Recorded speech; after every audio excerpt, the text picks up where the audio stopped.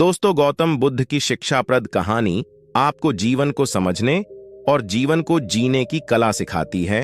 गौतम बुद्ध को पहली कहानी का शीर्षक है भगवान कहाँ है। एक बार एक व्यक्ति भगवान बुद्ध के पास गया और ऐसे ही कहने लगा, मुझे भगवान में यकीन नहीं है। भगवान क्यों?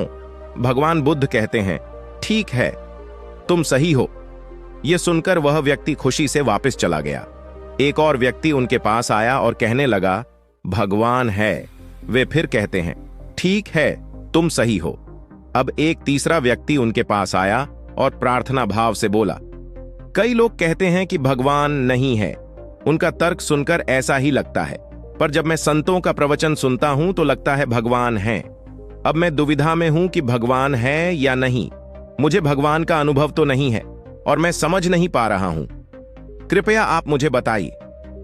यह सुनकर भगवान बुद्ध बोले, तुम यहां रुको। तुम्हारे मन में भगवान को लेके कोई धारणा नहीं है।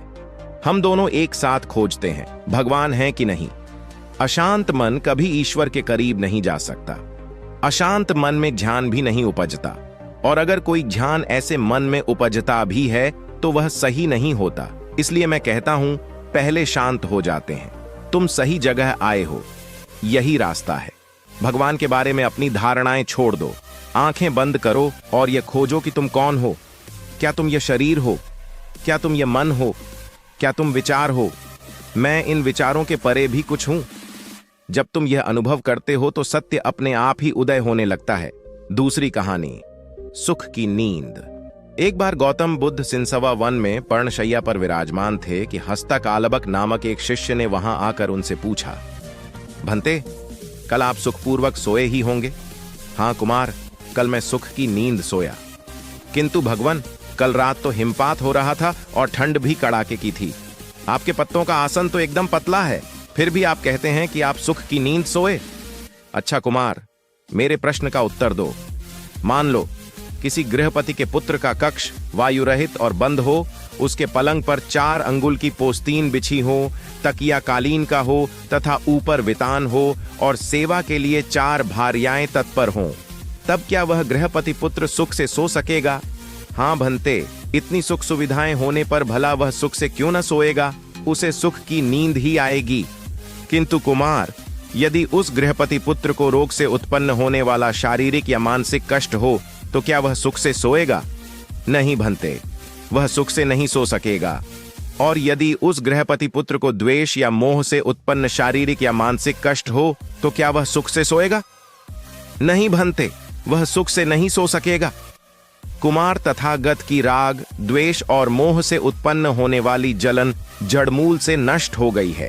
इसी कारण सुख की नींद आई थी। वास्तव में नींद को अच्छे आस्तरण की आवश्यकता नहीं होती। तुमने यह तो सुना ही होगा कि सूली के ऊपर भी अच्छी नींद आ जाती है।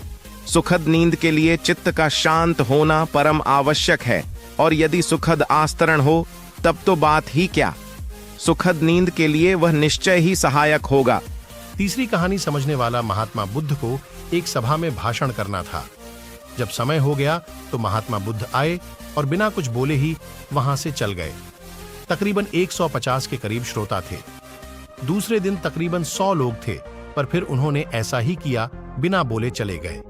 इस बार 50 कम हो गए। तीसरा दिन हुआ, 60 के करीब लोग थे। महात्मा बुद्ध आए, इधर उधर देखा और बिना कुछ कहे वापस चले गए। चौथा दिन हुआ तो कुछ लोग और कम हो गए, तब भी नहीं बोले। जब 5वां दिन हुआ तो देखा सिर्फ 14 लोग थे। महात्मा उस दिन बोले और 14 लोग उनके साथ हो गए। किसी ने महात्मा बुद्ध को पूछा, आपने 4 दिन कुछ नहीं बोला, इसका क्या कारण था?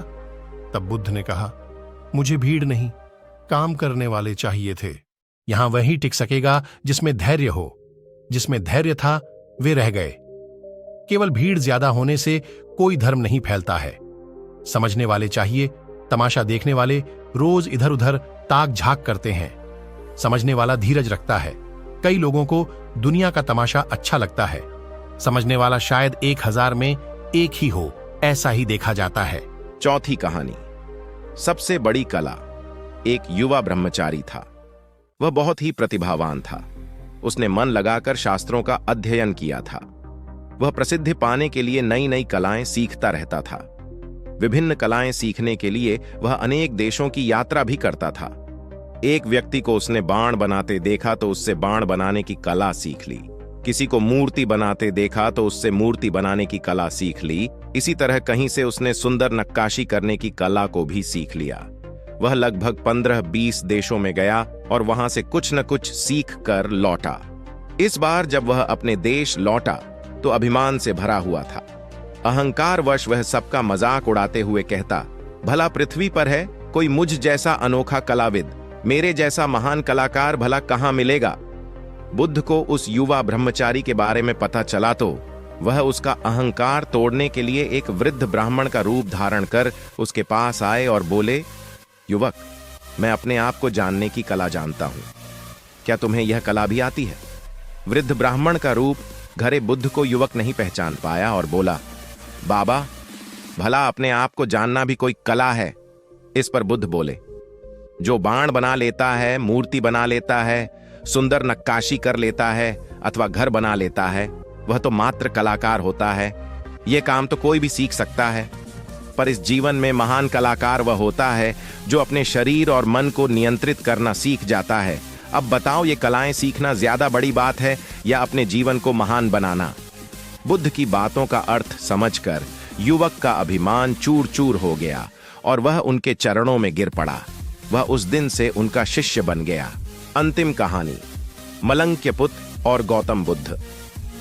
एक बार मालुंक्यपुत्र नामक एक व्यक्ति भगवान बुद्ध के पास आया और बोला कि उसे भगवान की शिक्षा अच्छी लगती है, किंतु इसके पूर्व कि वह उनका शिष्य बने उसे कुछ प्रश्नों के उत्तर चाहिए। उसने बुद्ध के समक्ष 10 प्रश्न रखे। वे इस प्रकार के थे, यह विश्व अनंत है या सीमित? यह सदैव बना रहेगा या कभी इसका अंत हो जाएगा? मरने के बाद बुद्ध कहां जाएगा? उसका अस्तित्व रहेगा या नहीं? इत्यादि। बुद्ध ने कहा कि मालुंक्यपुत्र का व्यवहार एक ऐसे व्यक्ति की तरह है जिसको एक विषाक्त बाण लगा है। वैद्य उसको निकालना चाहता है, किंतु वह व्यक्ति पहले इन प्रश्नों के उत्तर चाहता है। यह तीर किसने मारा? उसकी जाति क्या है? उसका रंग क्या है?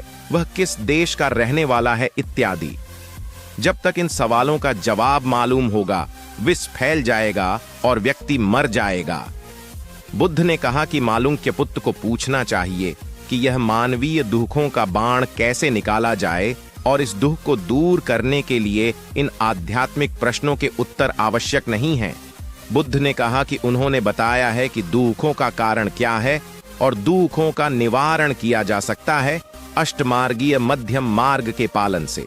यह मध्यम मार्ग अर्थात बीच का रास्ता है जिसमें किसी भी प्रकार की अति वर्जित है। जैसे वीणा के तार जब ठीक से कसे होते हैं तो बजाने से सुंदर संगीत उत्पन्न होता है। यदि तार ढीले हैं या अधिक कसे तो मधुर संगीत नहीं निकलता। दोस्तों, आशा करता हूं आपको ये कहानी जरूर पसंद आई होंगी। ऐसे ही हमारे साथ जुड़ने के लिए हमारे चैनल को सब्सक्राइब करें। धन्यवाद।